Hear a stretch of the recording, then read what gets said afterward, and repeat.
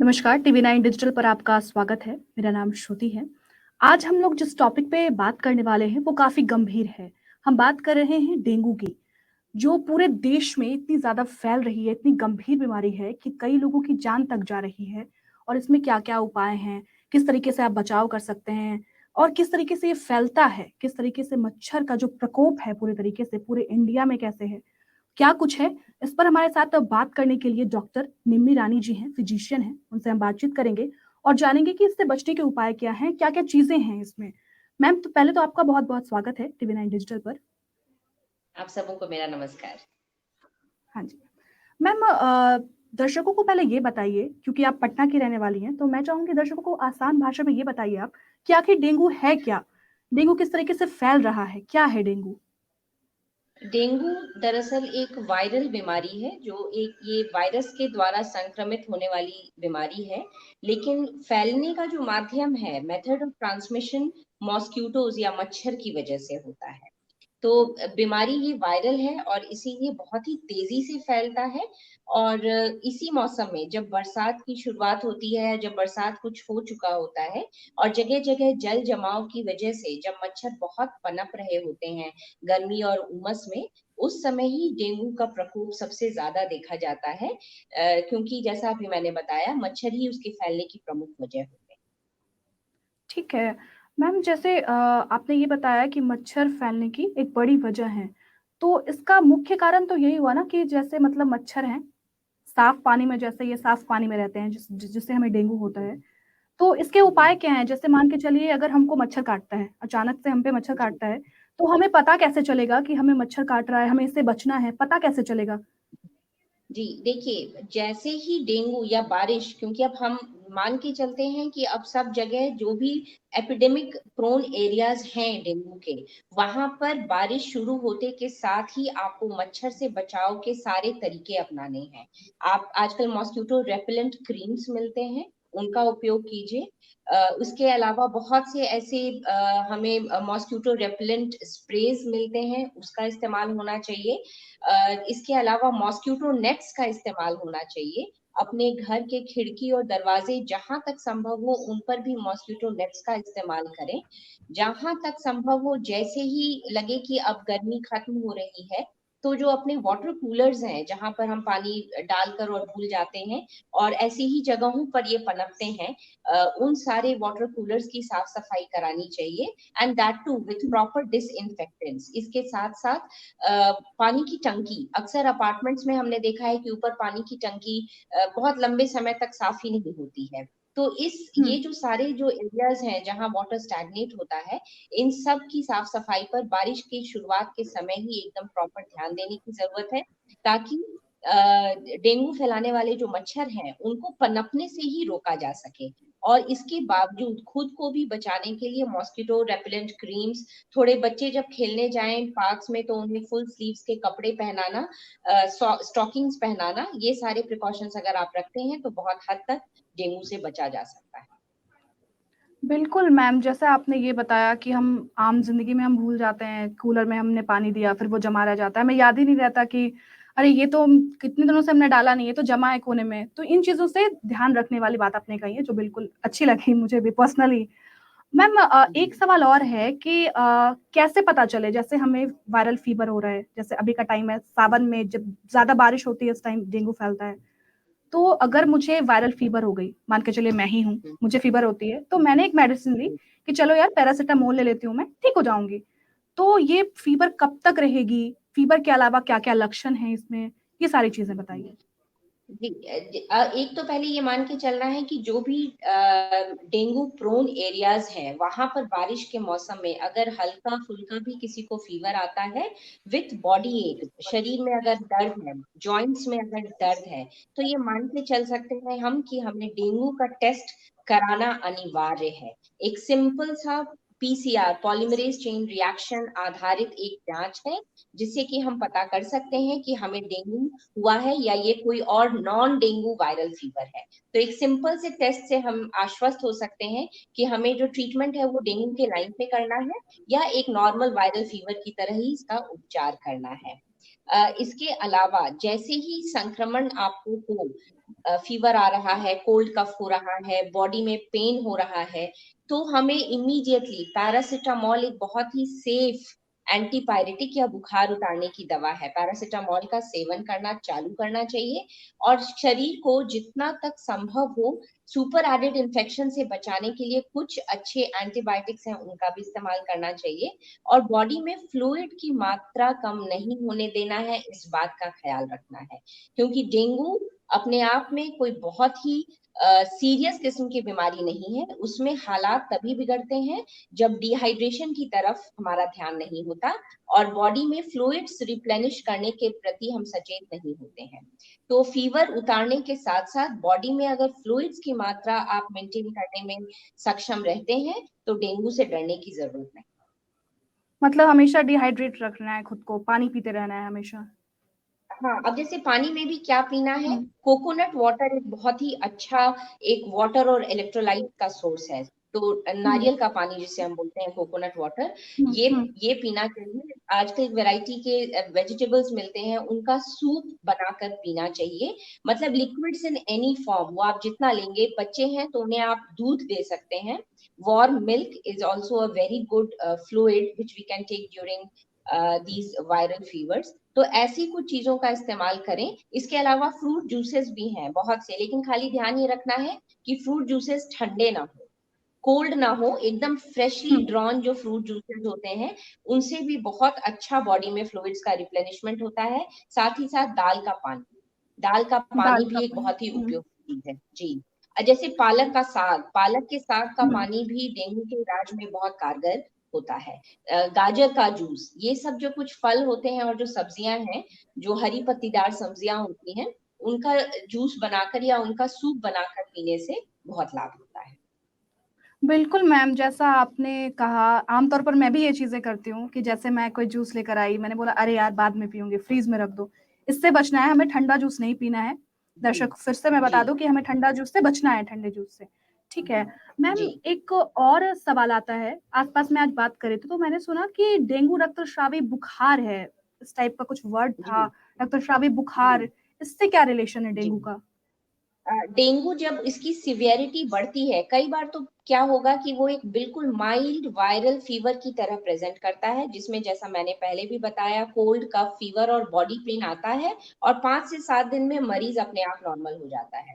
लेकिन कई बार जब ये सिवियर फॉर्म ले लेता है, तब हमारे नाक से, हमारे नोज, हमारे गम्स, हमारे जबड़े से ब्लीडिंग और शरीर के बाकी के जो ऑरिफिसेस हैं वहां से ब्लीडिंग होने लगती है। तब ये एक सीरियस रूप जो हम कह सकते हैं डेंगू का वो होता है, जिसे हमने नाम दिया हुआ है मेडिकल साइंस में डेंगू हेमोरेजिक फीवर। मतलब बॉडी में बहुत जगहों पर हैमरेज या ब्लीडिंग होने लगती है। तो ये एक गंभीर समस्या है और इसके लिए हमें जैसा मैंने पहले भी बोला कि ब्लड टेस्ट तो कराएं ही, और साथ में हर वायरल फीवर के दौरान अपने अपना प्लेटलेट काउंट कराना ना भूलें। अगर प्लेटलेट काउंट में बहुत तेजी से हम गिरावट देखते हैं तो इमीडिएटली अच्छा यही होगा कि हॉस्पिटलाइजेशन होना चाहिए और अंडर प्रॉपर जो एक मेडिकल केयर की जो टीम होती है उसके गाइडेंस में ही इलाज होना चाहिए।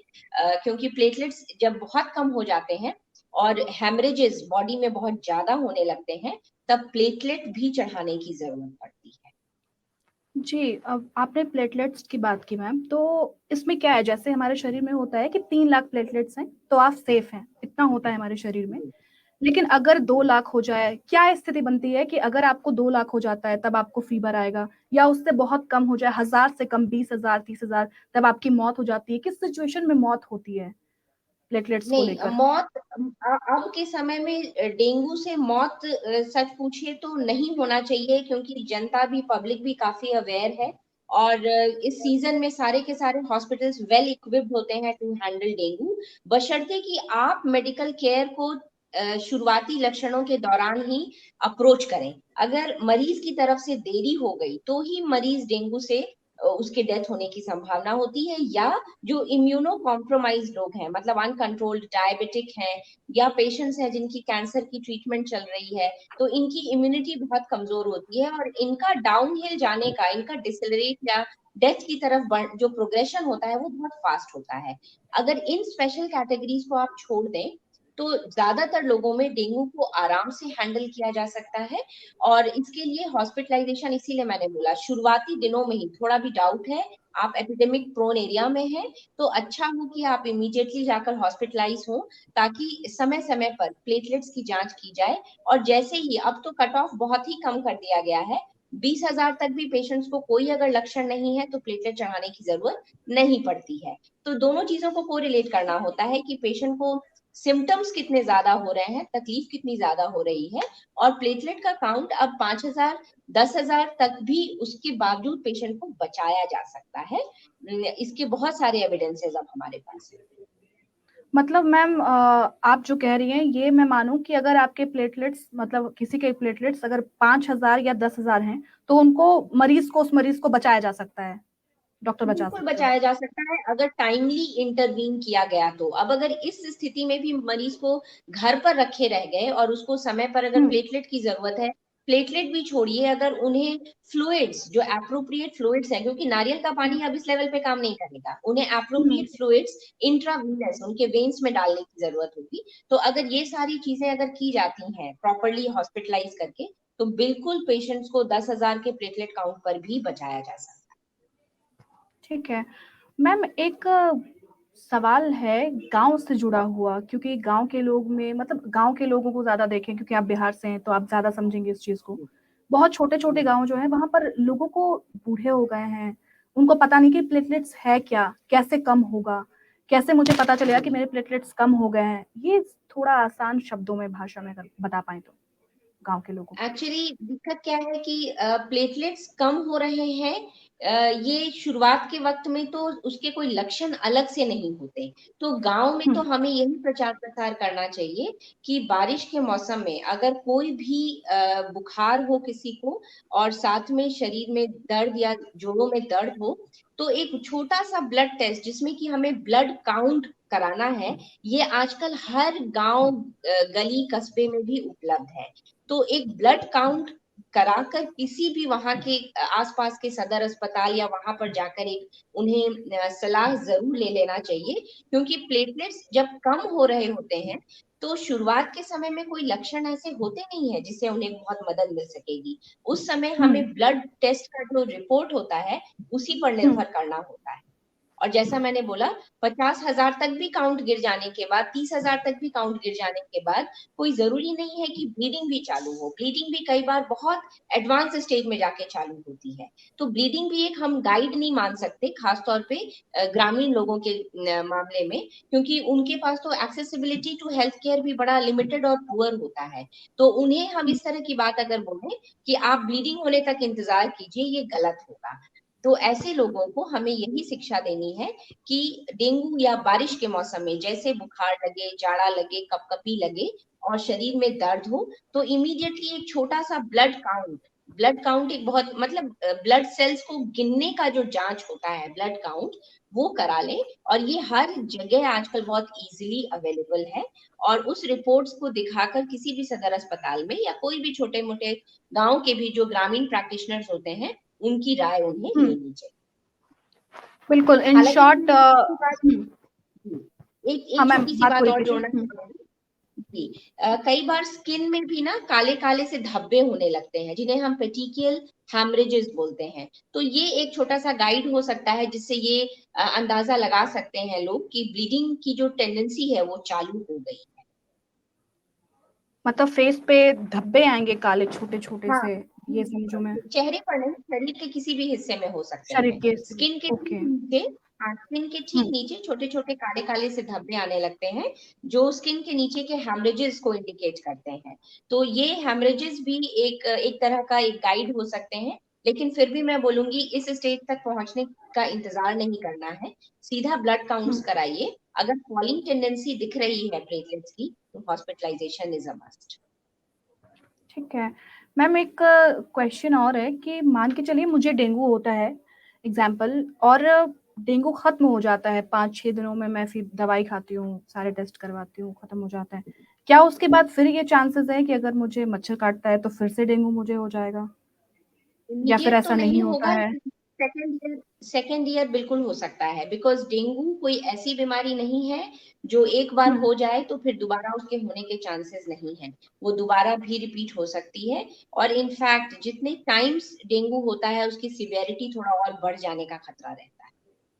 मतलब अगर इस साल मुझे अगर होता है डेंगू, तो इस साल जरूरी नहीं है कि दोबारा अगर मुझे मच्छर मुझ पे अटैक करता है तो इस साल हो, नेक्स्ट ईयर हो सकता है अगर नेक्स्ट ईयर हाँ करता है वो तो। नेक्स्ट, हाँ इतनी जल्दी नहीं, क्योंकि इम्यूनिटी भी कोई चीज होती है, तो इम्यूनिटी रहती है उतने दिन हमारे शरीर में, हमें प्रोटेक्ट करती है अगेंस्ट रेकरेंट इन्फेक्शन, लेकिन अगले साल और उसके अगले साल तो बिल्कुल हो सकता है।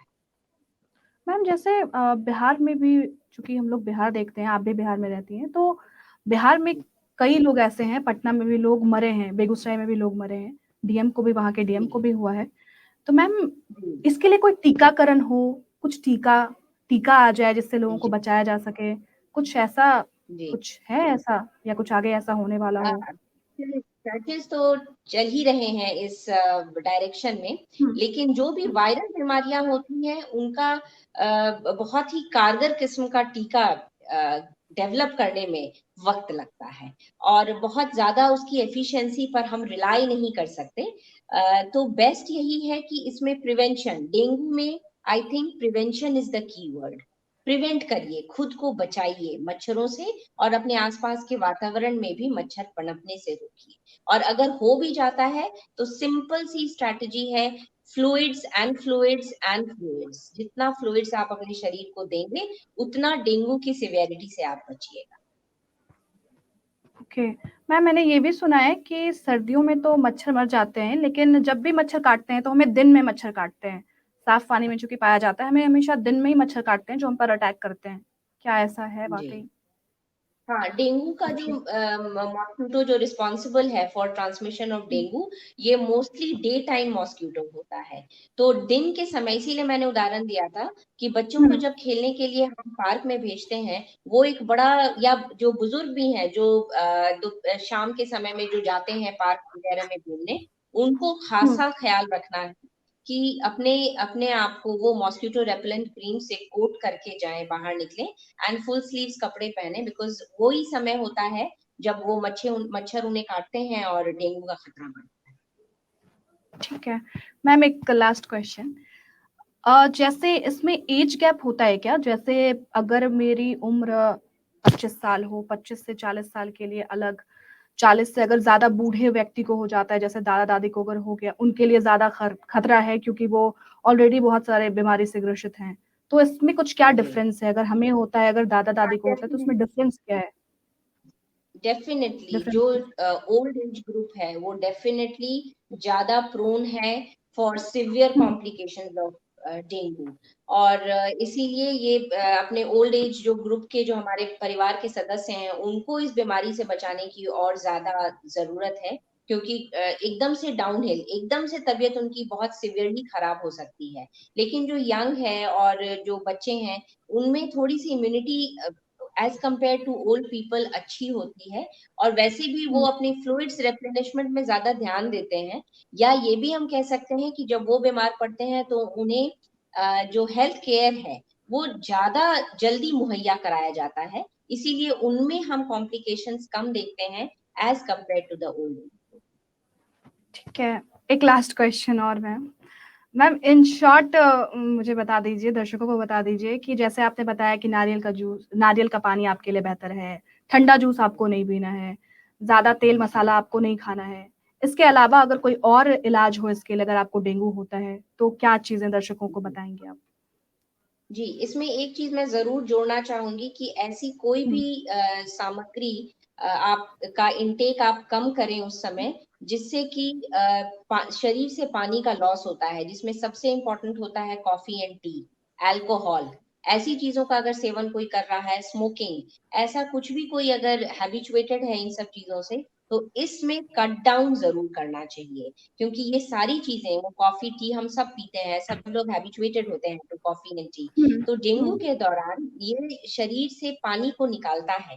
इसीलिए इन सब जो लिक्विड्स हैं इसके इनटेक पर थोड़ा सा कंट्रोल होना चाहिए। और कुछ फल हैं ऐसे जैसे कि पपाया, कैरेट, क्यूकम्बर, इन सब चीजों का सेवन बहुत प्रचुर मात्रा में करना चाहिए। And liquid and semi liquid diet पे ध्यान देना चाहिए। बहुत ज्यादा सॉलिड का रोल डेंगू के ट्रीटमेंट में नहीं है। तो कोशिश यही होनी चाहिए कि और साथ ही साथ ब्लड में हीमोग्लोबिन एंड हीमोग्लोबिन बिल्डिंग, जैसे बीट रूट, किशमिश, इन सारी चीजों का भी इंटेक, या जितने भी ड्राई फ्रूट्स हैं, कुछ स्पाइसेस हैं जैसे कि कार्डमम, तो इन सब चीजों का इस्तेमाल आप जितना अपने खाने में करेंगे उतना जल्दी आपकी रिकवरी।